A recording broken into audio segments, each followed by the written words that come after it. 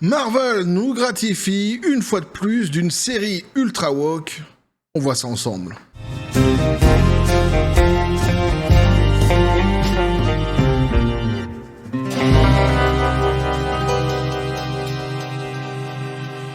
Et c'est un truc de dingue, c'est un truc de fou, tu vois, Marvel. Ah ouais, Disney, putain, ils ont pas abandonné le côté woke de la force, mais du tout. Du tout, petit café les copains. Eh oui, mais c'est tout de même impressionnant, faut quand même le noter, puisque ceux qui suivent cette chaîne depuis un moment, vous le savez. Et pour ceux qui ne le sachent pas, faut le sachoir. Il y a quelques mois de cela encore, le PDG de Disney, Bob Iger, le si bien renommé sur cette chaîne, Bob l'éponge taré, nous avait quand même gratifié de certaines déclarations dans lesquelles il nous indiquait qu'il avait spécifiquement identifié le problème de l'entreprise à la maison Grandes Oreilles, et que ce problème, c'était le virage idéologique, le virage politique qu'avait pris l'entreprise. Il avait même évoqué le mot woke, le wokisme. Et il n'avait pas le choix, parce que le journaliste lui a fait justement poser la question dans ces termes, avec le mot wokisme dedans, donc il avait répondu en disant oui, c'est vrai, on doit s'éloigner du wokisme, c'est ça le problème, c'est le virage idéologique qu'on a pris qui est le problème. Il avait même accusé, Bob Chapek, ça on en a l'habitude, il s'en prend tout le temps dans la tronche, Bob Chapek, il a duré que 2 ans, mais il s'en prend à chaque fois dans la tronche de la part de Bob l'éponge taré, ouais, c'est comme ça, et mais surtout il avait accusé ses équipes en disant qu'ils avaient perdu le mojo, qu'ils avaient perdu la passion, ils avaient perdu l'envie de divertir le grand public, et là déjà tu vois, on se disait waouh, il serait pas en train de se foutre de notre tronche directement comme ça, de but en blanc.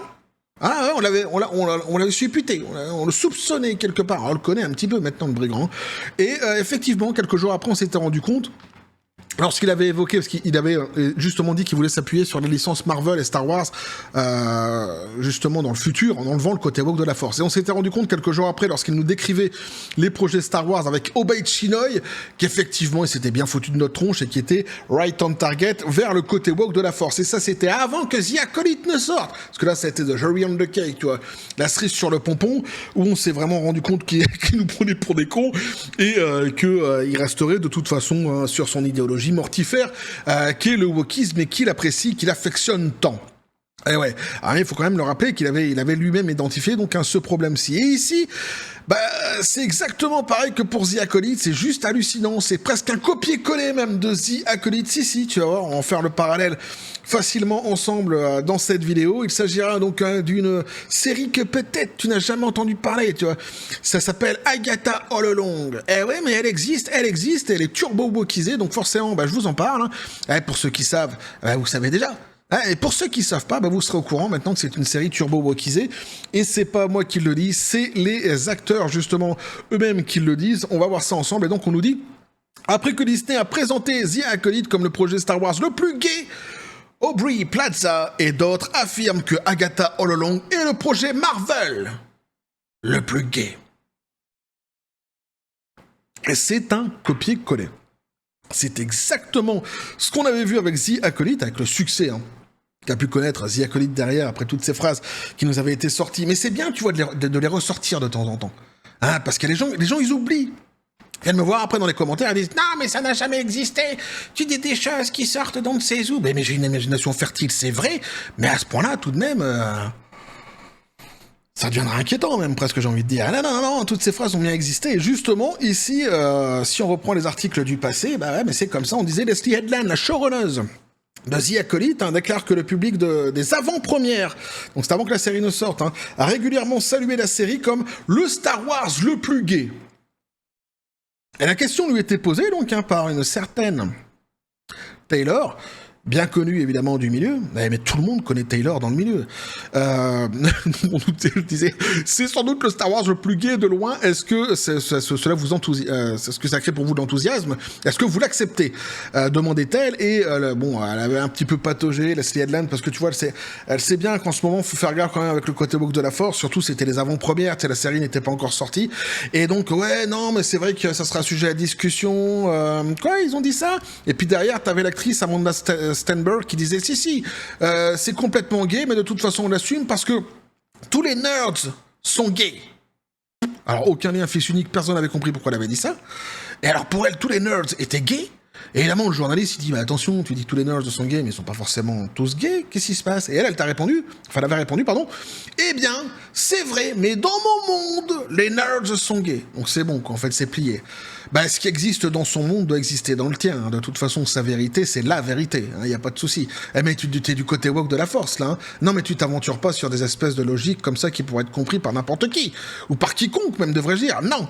On s'en fout de la logique. Elle n'intervient pas. Hein, c'est ce qui se passe dans leur monde. Alors, c'est un petit peu brut parfois, tu vois. Tu te dis, bah attends, mais d'où ça sort ça? Eh ouais, mais... C'est comme ça. Tous les nerds sont gays. Elle l'a décidé. Et donc après, t'avais Headland, tu vois, quand même, qui s'est senti un petit peu plus à l'aise, tu vois, après que l'actrice Sternberg était venue un petit peu, tu vois, comment je pourrais dire, l'aider à répondre à cette question. Et elle dit non, je pense pas. Pourtant, certains m'ont dit que c'était le Star Wars le plus gay. Et franchement, a-t-elle dit en riant à Taylor Astenberg, tu vois, comme ça, j'adore ça. Ah, je le fais vachement bien quand elle rit. Mais ça, c'est Actor Studio, ça, c'est des années d'entraînement, ça. Ah ouais, mais qu'est-ce que je te dis? Je travaille mon rire tous les jours. Et j'en fais plein des comme ça, j'en ai...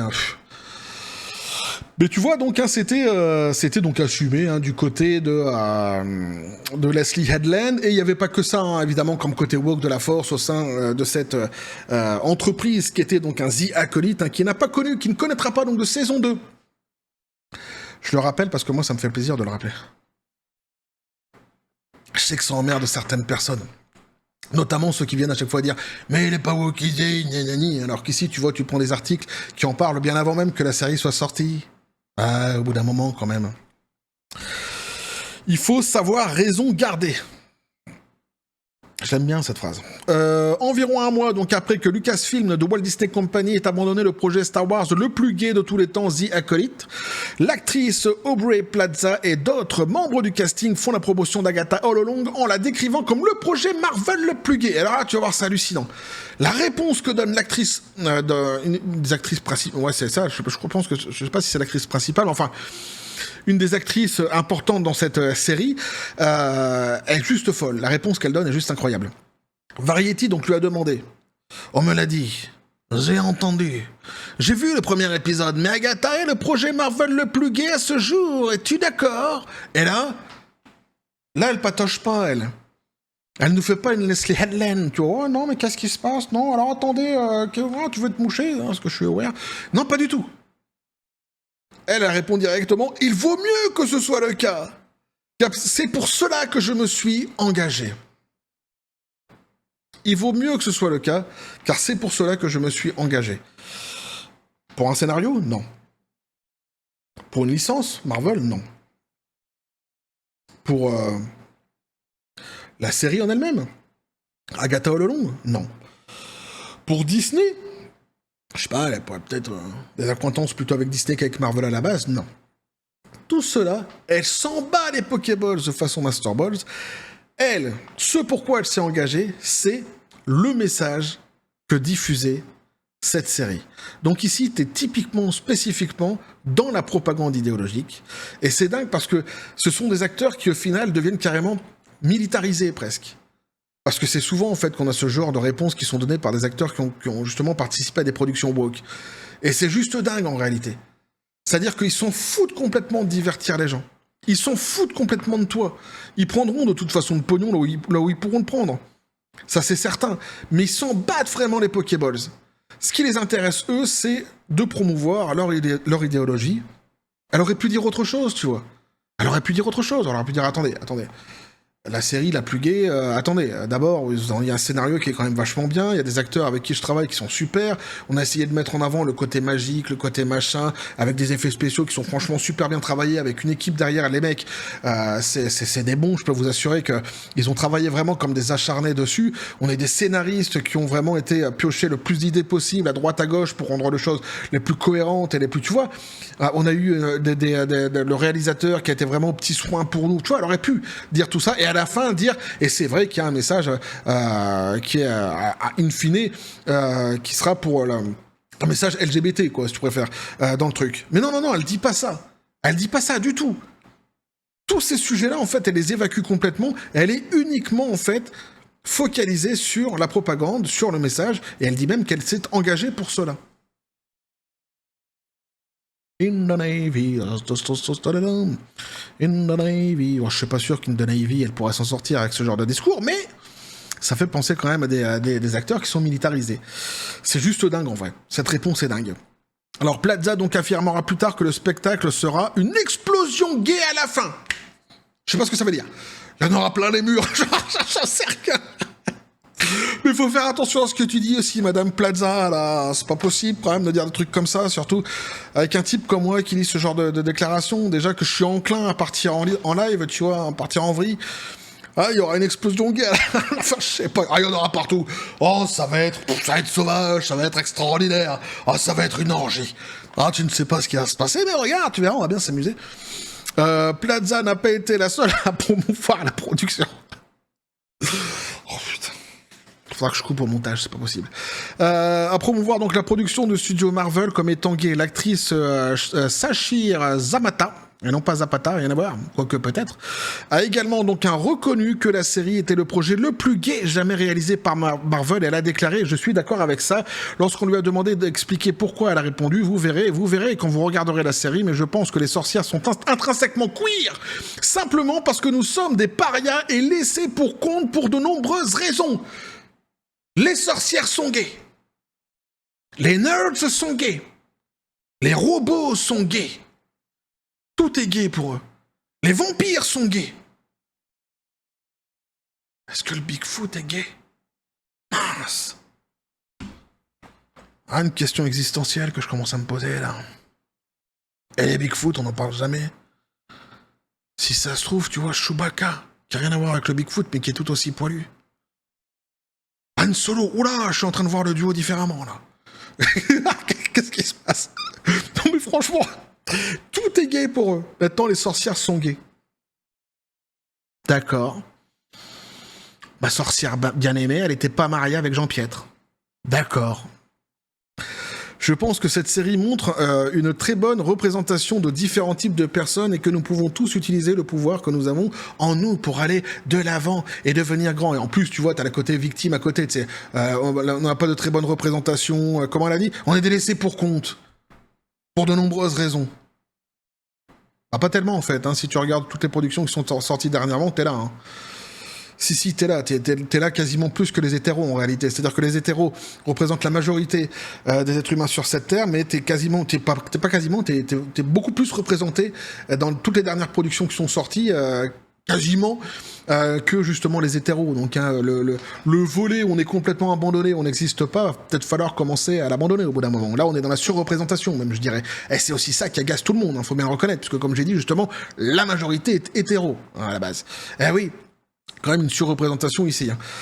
L'acteur, donc un Joe Locke, a également reconnu que la série était le projet Marvel le plus gay à ce jour. Il a expliqué, elle comporte de nombreux aspects. L'aspect gay en fait assurément partie. Interrogé sur le fait d'avoir participé à 2 séries gays à la suite, Locke a déclaré « Je pense que c'est aussi l'un des points forts de la série. Dans Heartstopper, l'homosexualité est l'intrigue de la série, alors que dans Teen, le personnage de Locke, il a des personnages homosexuels dans la série, mais ce n'est pas la force motrice de l'intrigue. Ce qui est vraiment génial, c'est vraiment sympa d'avoir ces personnages homosexuels positifs dans la série, c'est génial. Le showrunner Jack Schaffer a réagi au fait que la série soit décrite comme la série Marvel la plus gay en déclarant « Je vais prendre ça et j'adorerai cela et je glisserai sous mon oreiller le soir ».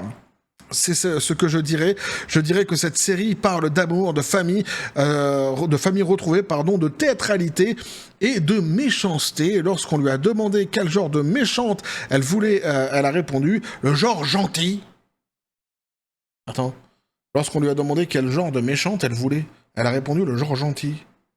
Le genre fabuleux, le genre bien stylé, c'est notre émission. Moi, je veux des méchants gentils. Vous allez faire des méchants? Ouais. Et ils seront méchants? Non, ils seront gentils. Mais vous allez faire des gentils? Ouais. Et ils auront des antagonistes. Ouais. Des méchants. Ouais. Mais gentils. C'est ça. Ok. On y va. La directrice de casting de Marvel Studios, Sarah Alefin, donc a confirmé que Marvel voulait, alors là c'est génial, enfin je sais pas si c'est génial, c'est même dégueulasse plutôt, voulait qu'une personne homosexuelle joue le rôle de l'adolescente dans la série. Alors ici t'es sur les adolescents, tu vois, En général, le côté woke de la force aime bien aller chercher encore plus jeune. Hein.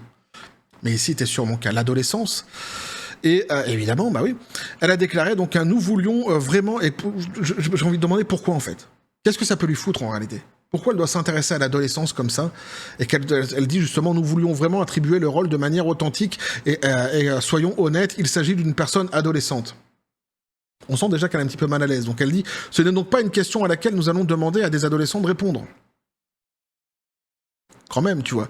Mais il s'agissait simplement de savoir quel personnage nous cherchions à attribuer le rôle de manière authentique, de soumettre une audition et de partir sur cela. Donc en gros, elle admet, c'est pas un sujet qu'elle aimerait aborder avec des adolescents directement, elle dit même qu'elle, c'est pas son but à la base.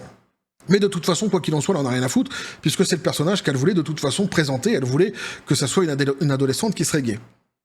Un personnage adolescent qui serait gay.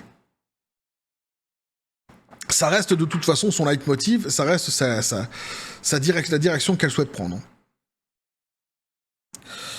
Toute cette promotion intervient un peu plus de 3 mois après donc que la showrunner de The Acolyte a confirmé que The Acolyte donc était la série Star Wars la plus gay, donc il n'aura pas de saison 2.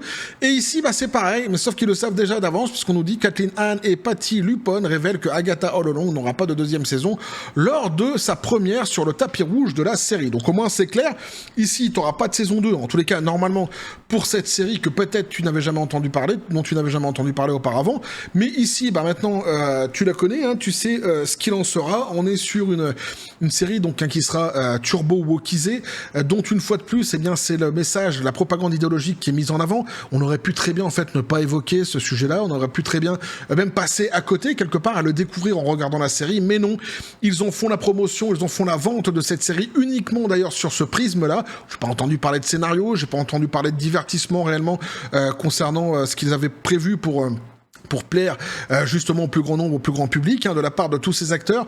La seule chose qui est revenue en bouche systématiquement, alors oui, les questions étaient orientées aussi dès le début par les journalistes, mais c'est pas parce qu'une question est orientée sur quelque chose que tu es obligé d'y rester. Ou comme j'ai dit tout à l'heure, tu peux très bien répondre en disant, alors attendez, je vais répondre à ça, mais d'abord je tiens à dire que ici c'est pas la question du tout. On voit bien que la série donc est vendue sur ce sujet-là, et ils en sont très très fiers, ils en sont très contents.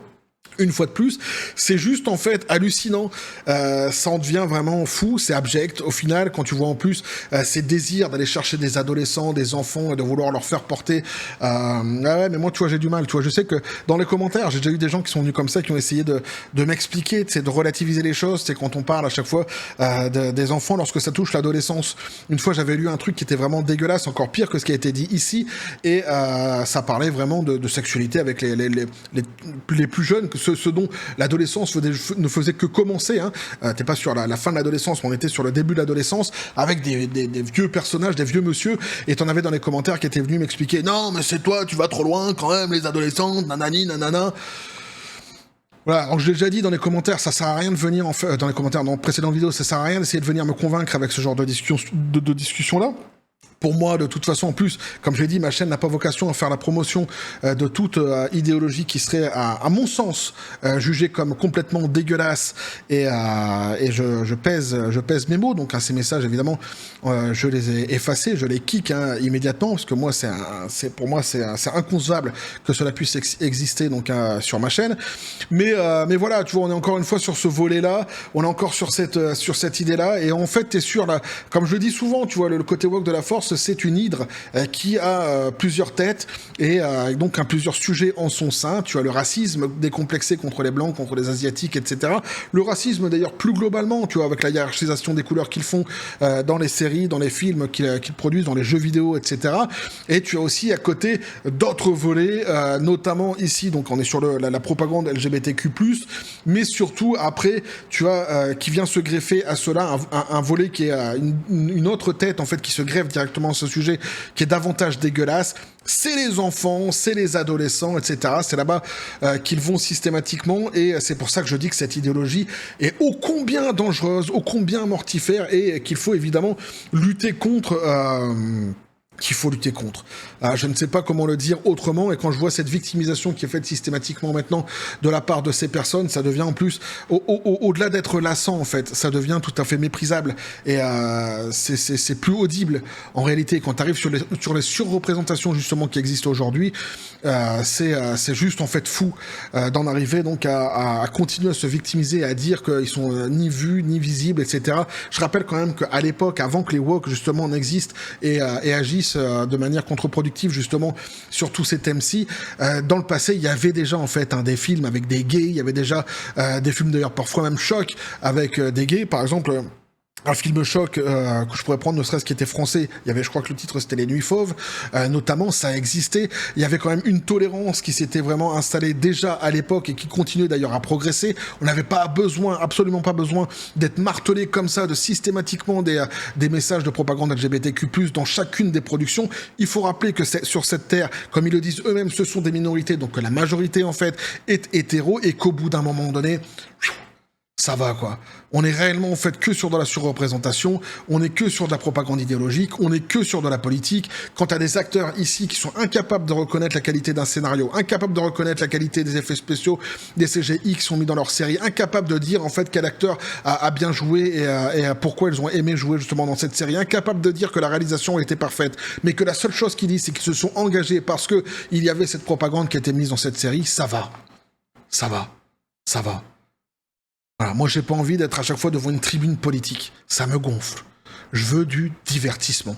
Foutez-nous la paix avec votre politique à la con, sans quoi montez tout simplement des organismes politiques de votre côté, allez faire des représentations dans la rue, prenez vos pancartes, mettez des estrades là où vous voulez, essayez de toucher le plus grand nombre justement de cette manière-ci. Je sais pas, faites des flyers, faites ce que vous voulez, mais foutez-moi la paix dans le divertissement, et surtout, putain, ô combien foutez la paix aux enfants comme aux adolescents. Hein, globalement, intéressez-vous aux adultes.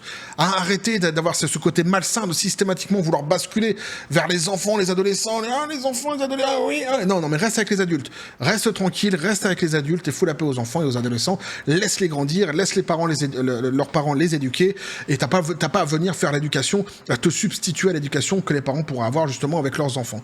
Voilà. Et surtout, davantage lorsque tu n'as pas vocation à le faire. Tu es ici pour divertir. T'es pas un docteur, t'es pas un spécialiste, hein.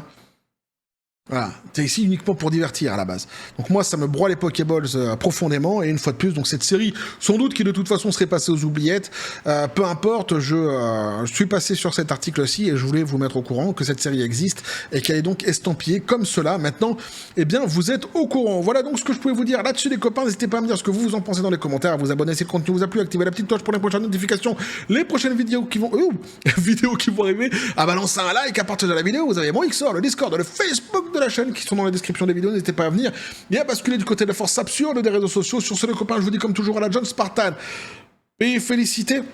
J'ai plein de sujets que j'ai pas eu le temps de traiter cette semaine parce que je suis un petit peu de charrette avec le boulot. Je me demande si je vais pas faire un live, les copains, pour ceux qui auront tenu comme ça jusqu'à la fin de la vidéo.